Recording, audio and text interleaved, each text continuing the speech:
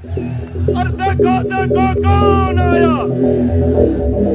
और देखो देखो कौन आया। हम लोग उम्मीद करते हैं कि उच्चतम न्यायालय जो है धीरे धीरे बहुत शीघ्र हमारे तमाम नेताओं को इसमें जमानत प्रदान करेगा और हमारे तमाम नेता बाहर आकर जनता के जो बुनियादी मुद्दों की राजनीति को फिर करेंगे। 6 महीने जेल में रह के आया हूं। नरेंद्र मोदी जी, कान खोलकर सुन लो। आम आदमी पार्टी, आम आदमी पार्टी, आम आदमी पार्टी, आम आदमी पार्टी का एक एक कार्यकर्ता, आम आदमी पार्टी का एक एक नेता, आम आदमी पार्टी का एक एक मंत्री और विधायक अपने नेता अरविंद केजरीवाल के साथ खड़ा है, अरविंद केजरीवाल के साथ खड़ा है। BJP is a extortion team and ED is the hands of BJP. ED and CBI बहुत ये एक्सटॉर्शन कर रहे हैं। पहले आपने उसको डराया, 5 करोड़ लिए, फिर 30 करोड़ लिए, फिर पैसे लिए और अंत में आपने 9 बार उसके बयान लिए, 7 बार। आपने 6 बयानों को तो नहीं शो किया, 1 बयान को शो किया। भाजपाइयों, ये नौटंकी हमारे साथ मत खेलो। तुम्हारी सारी चालबाजियों को हम लोग समझते हैं। अरविंद केजरीवाल बिल्कुल इस्तीफा नहीं देंगे और दिल्ली की 2 करोड़ जनता के, दिल्ली की 2 करोड़ जनता के लिए काम करेंगे। नमस्कार, मेरा नाम है ज़ीशान कास्कर और आप देख रहे हैं द वायर। अभी मैं खड़ा हूँ दिल्ली के आईटीओ इलाके में, जहाँ पर आम आदमी पार्टी का मुख्यालय है। यहाँ पर एक बहुत बड़ी तादाद में लोग खड़े हैं। रात के 10:30 बज रहे हैं, लेकिन फिर भी आम आदमी पार्टी के कार्यकर्ताओं का हुजूम यहाँ पर हमें देखने मिल रहा है। संजय सिंह की रिहाई आज हुई। एकाएक कल ईडी ने सुप्रीम कोर्ट में संजय सिंह के खिलाफ किसी भी प्रकार का अपोजिशन करने में मना किया। उसके बाद संजय सिंह की रिहाई हुई, आज वो छोड़े गए और यहाँ पर आई कैन से सैकड़ों की तादाद में लोग यहाँ पर मौजूद हैं। आम आदमी पार्टी के लोग यहाँ पर मौजूद हैं। हम यहाँ पर कुछ लोगों से बात करने की कोशिश करेंगे जो आम आदमी पार्टी के कार्यकर्ता है। नमस्कार सर, हम द वायर से आए हैं। यहाँ पर अभी संजय सिंह ने भाषण दिया। अब आप कहाँ से आए, पहले तो ये बताइए। दिल्ली से, मैं लक्ष्मीनगर विधानसभा से हूँ। अच्छा, आम आदमी पार्टी का जन्म यहाँ पर हुआ दिल्ली में और इसका सबूत हमें आज दिख रहा है कि रात के 11 बज रहे लगभग और फिर भी सैकड़ों की तादाद में लोग। क्या संदेश है आज आपका यहाँ से? संदेश ये है कि भारतीय जनता पार्टी और नरेंद्र मोदी बेनकाब हो चुके हैं। जो फर्जी शराब घोटाले के नाम पे हमारे नेताओं को ये गिरफ्तार कर रहे हैं। अब देश की जनता और दिल्ली की जनता ये जान चुकी है। अब भाजपाइयों के मुंह पे काली पोत के भेजने का काम करेगी इस लोकसभा चुनाव के अंदर। लेकिन अब जो है, जैसे संजय सिंह ने अपने भाषण में कहा कि आम आदमी पार्टी के जो मुख्यमंत्री अरविंद केजरीवाल वो इस्तीफा नहीं देंगे और कंटिन्यू करेंगे जेल से काम करने के, तो उसके आप समर्थन करते हैं? आप पार्टी के जो कार्यकर्ता है वो इस बात का समर्थन करते हैं कि जेल से कैसे ऑपरेट होगा? बिल्कुल, जेल से ही चलाएं। हम पूरी दिल्ली के एक एक कार्यकर्ता और पूरी 2 करोड़ जनता यही चाहती है कि दिल्ली के मुख्यमंत्री अरविंद केजरीवाल बने रहें। जी, और आप कुछ कहना चाहेंगे सर? आपका नाम क्या है? मेरा नाम डॉक्टर सचिन है, मैं गाजियाबाद से हूँ। बताइए।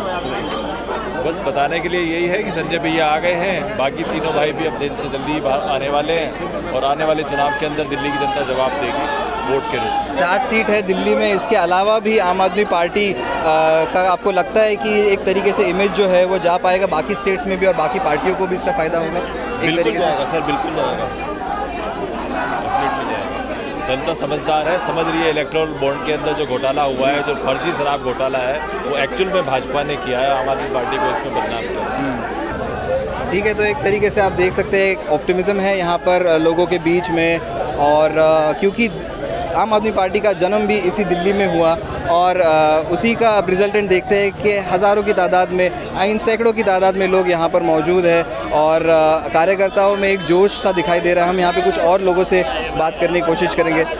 नमस्ते सर, हम द वायर से आए हैं। यहाँ पर संजय सिंह की रिहाई के बाद कैसा मतलब क्या माहौल है कार्यकर्ताओं में, क्या कहना चाहेंगे? आपका कहाँ से, क्या नाम है? मेरा नाम अजीत सिंह है और मैं बागपत उत्तर प्रदेश से आया हूँ। आम आदमी पार्टी का कार्यकर्ता हूँ। आज हमारे अंदर इतना जोश है, ये अत्याचार और जुल्म और ज़्यादती के खिलाफ एक लड़ाई की शुरुआत हुई है और इसमें आम आदमी पार्टी का एक एक कार्यकर्ता का हाई जोश है। बिल्कुल हाई जोश है। मैं अभी किसी से यही कह रहा था कि दिल्ली के अलावा भी बाकी प्रदेशों में एक आम आदमी पार्टी एक अलग छवि है, जहाँ पर कि एक क्लीन इमेज वाले पॉलिटिशियन रहते हैं, ऐसी एक छवि बाकी राज्यों में। तो आप उत्तर प्रदेश से आते हैं, आप किस तरीके से फ़ायदा पहुंचा सकते हैं इस इंडिया अलायंस को? इंडिया अलायंस को आम आदमी पार्टी का कार्यकर्ता इंडिया अलायंस के पक्ष में दिल्ली में नहीं पूरे देश में इंडिया अलायंस के साथ है और इंडिया अलायंस के कैंडिडेट को जिताने का काम करेगा कार्यकर्ता।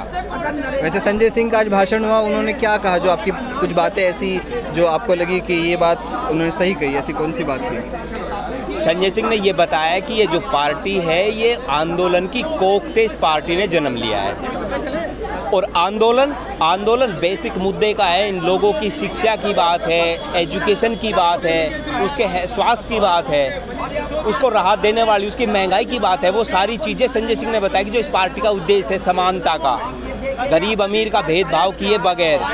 और ये जो तानाशाह की सरकार चली हुई है, तानाशाह की सरकार, ये जो फिलहाल मुद्दे हैं जो देश के बेसिक मुद्दे हैं उनको विलुप्त कर दिया गया है, उनको छिपा दिया गया है। और संजय सिंह जी बाहर आकर वो चीज़ें याद दिलवाई इस पार्टी का उद्देश्य क्या है और इस पार्टी का कार्यकर्ता उस उद्देश्य को पूरा करने में अपना पूरा जीवन लगा देगा। ठीक है, आपकी बात समझ गया मैं कि एक तरीके से आपकी रूट्स की याद फिर से आपको दिला दी संजय सिंह ने। लेकिन इसके अलावा भी मैं कुछ और लोगों से बात करना चाहूँगा। नमस्ते सर, हम लोग वायर से आए हैं, आपका नाम बताना चाहेंगे? भाई से बात करो। चलिए कोई बात नहीं, यहाँ पर हम और लोगों से भी बात करने की कोशिश करेंगे। उत्तर प्रदेश से है, यहाँ पर और कार्यकर्ता है उत्तर प्रदेश से। नमस्ते सर, हम द वायर से आए हैं। संजय सिंह जी की रिहाई के बाद क्या प्रतिक्रिया, आप कहाँ से, आप पहले बताइए। हम लोग उत्तर प्रदेश से हैं और संजय सिंह की रिहाई का मतलब है कि जो ये तथाकथित शराब घोटाला था इसका पर्दाफाश हो चुका है। ये कुछ नहीं था, सिर्फ जैसे कि अभी संजय सिंह जी ने बताया, वास्तव में शराब घोटाला का जो किया हो भारतीय जनता पार्टी ने किया। हम लोग उम्मीद करते हैं कि उच्चतम न्यायालय जो है धीरे धीरे बहुत शीघ्र हमारे तमाम नेताओं को इसमें जमानत प्रदान करेगा और हमारे तमाम नेता बाहर आकर जनता के जो बुनियादी मुद्दों की राजनीति को फिर करेंगे। हम लोग बहुत खुश हैं, प्रसन्न हैं। एक सब आपकी क्योंकि अच्छा मुद्दा उठाया जो एक्चुअल मुद्दा है शराब घोटाले का, तो क्या मैं बस एक सवाल पूछना चाह रहा हूँ। जिस तरीके से कल प्रोसीडिंग्स हुए, हमने देखा कि ईडी ने बिल्कुल अपोज ही नहीं किया, इतने दिनों तक उन्होंने अंदर रखा, 1 साल तक लगभग, और अब अपोज ही नहीं किया। तो ये सारी कार्रवाई जो कानूनी कार्रवाई है, क्या उस पर आम कार्यकर्ताओं की नज़र है? क्या वो समझ रहे बातें? आम कार्यकर्ता पूरी कानूनी प्रक्रिया को समझ चुका है, सेक्शन 45 PML एक्ट को समझ चुका है। अब आप ये देखिए कि कहाँ तक तो ईडी इनको हर बात में ये बात रहती है, भाई किंग पिन है, ये मेन घोटालेबाज हैं फलाने, और फिर धीरे धीरे धीरे क्या कर रही है, हम लोग इनका विरोध नहीं कर रहे हैं, जमानत कर रहे हैं। इसका मतलब है जो ईडी का जो संवैधानिक संस्थाओं को प्रधानमंत्री दुरुपयोग करके हमारे तमाम नेताओं को जेल में डालकर सिर्फ बुनियादी मुद्दों की राजनीति रोकने का प्रयास कर रहे हैं। लेकिन हम उनको कहते हैं, कभी बार रामधारी सिंह दिनकर हुए, उन्होंने कहा है कि वसुधा का नेता कौन हुआ, वसुधा का नेता कौन हुआ, भूखंड विजेता कौन हुआ, अतुलित यश क्रेता कौन हुआ, नवधर्म प्रेता कौन हुआ, वहीं जिसने न कभी आराम किया, विघ्नों में रहकर काम किया है। कौन विघ्न ऐसा जग में टिक सके जो वीर नर के मग में खम ठोक ठेलता है, जब नर पर्वत के जाते हैं पाँव उखड़, मानव जब जोड़ लगाता है पत्थर भी पानी पड़ जाता है। सच है जब विपत्ति आती है कायर को ही दहलाती है, सूरमा नहीं विचलित होते, क्षण एक नहीं धीरज खोते, विघ्नों में रास्ते बनाते हैं, कांटों को गले लगाते हैं, है ना। बढ़कर विपत्तियों पर छा जा मेरे किशोर मेरे ताजा, तन को पत्थर बन जाने दे, जीवन का रस संजाने दे, तो सोम तेज बहकारी है, क्या कर सकती मोदी की चिंगारी। लेकिन हम ये देख रहे हैं कि रात के 11 बज रहे हैं लगभग और इतने तमाम कार्यकर्ता अभी भी मौजूद है, अपने घरों में नहीं जा रहे। सर आप कहाँ से आए हैं? मैं देवकांतु, मैं नेशनल काउंसिल में हूँ। और आपने पूछा कि अपोज क्यों नहीं किया। आपने कल देखा कि ईडी अपोज करती भी तो किस बेस पे। सुप्रीम कोर्ट ने, माननीय सुप्रीम कोर्ट ने साफ तौर पे कह दिया कि जो सारे कुछ कागजात दिख रहे हैं, जो कुछ है, इस पर आप कहना क्या चाहते हो। और उन्होंने साफ तौर पे कहा कि अगर आप अपोज करते हो तो सारे डॉक्यूमेंट्स लंच के बाद लेके आओ, और अगर फिर भी अगर कुछ हुआ तो मैं सीधे फैसला जो दूंगा वो फिर आप सारा, मतलब इशारे में सब कुछ कह दिया कि फिर कुछ बचेगा नहीं। इसी वजह से ईडी ने अपोज नहीं किया, अदरवाइज ईडी कल भी नहीं छोड़ने वाली थी। और एक नई दिन सत्य का उदय होगा, हमारे सारे नेता बाहर आएंगे। आपने देखा शरद रेड्डी का, BJP is a extortion team and ED is the hands of BJP, ED and CBI बहुत ये एक्सटॉर्शन कर रहे हैं। पहले आपने उसको डराया, 5 करोड़ लिए, फिर 30 करोड़ लिए, फिर पैसे लिए, और अंत में आपने 9 बार उसके बयान लिए, 7 बार। आपने 6 बयानों को तो नहीं शो किया, एक बयान को शो किया, जबकि 6 बयानों में इसने साफ तौर किया कि मैं अरविंद केजरीवाल जानता हूँ, लेकिन मैं वहाँ पे किसी और कार्यसूत्र से मिलने गया था, न कि शराब के मामले में।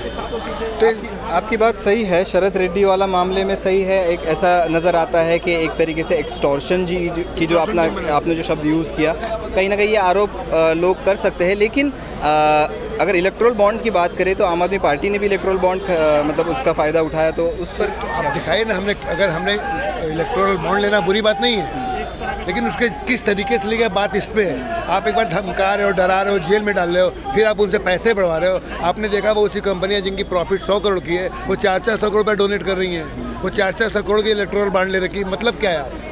आपने देखा उस जुए वाले को, जिसके लिए कानून बदल गया, गैम्बल कानून को बदल दिया गया, जो 1600 करोड़ कितने 100 करोड़ दिया बीजेपी के, आप उसके खिलाफ जांच बिठा रखे हो, लेकिन जैसे ही पैसा देता है आप उसको रिलीज कर देते हो। शरद रेड्डी का आप देखिए मामला, आपने उनको टिकट तक दे दिया आपकी सहयोगी पार्टी ने, उनके पिता को। तो ये सब दर्शाता है कि बीजेपी टोटली भ्रष्ट पार्टी है। आपने देखा रेमडेसिविर दवाइयों वाले मामले में उसने पैसे दिए हैं, जो दवाइयों की कीमत कोरोना पीरियड में कम से कम होनी चाहिए थी, पैसे तो हमारे ही देना है, जनता की तो पैसे थे। आपने उसको मनमानी पेमेंट किया, उससे 400 करोड़ से ज़्यादा आपने उससे रिश्वत ली, उसे एक्सटॉर्शन लिया।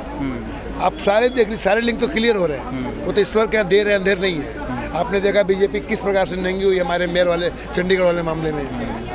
अभी इलेक्टोरल बॉन्ड में खुल गया उनका मामला, अभी सुप्रीम कोर्ट ने फैसला दे दिया।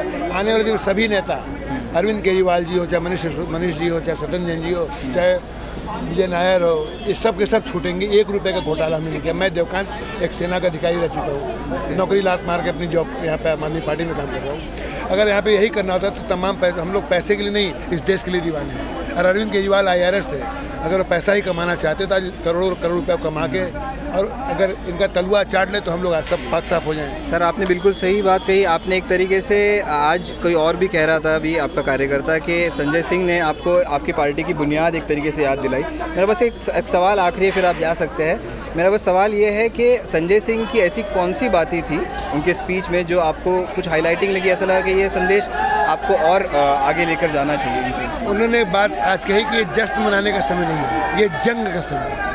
हम लोग इस जंग के लिए तैयार है, कतरा कतरा तैयार, तन मन धन तीनों चीज़ से तैयार है। जब तक हम इस लड़ाई को जीत नहीं लेंगे। तो दोस्तों, संजय सिंह की रिहाई के बाद कुछ यूँ था आम आदमी पार्टी के कार्यकर्ताओं का कहना।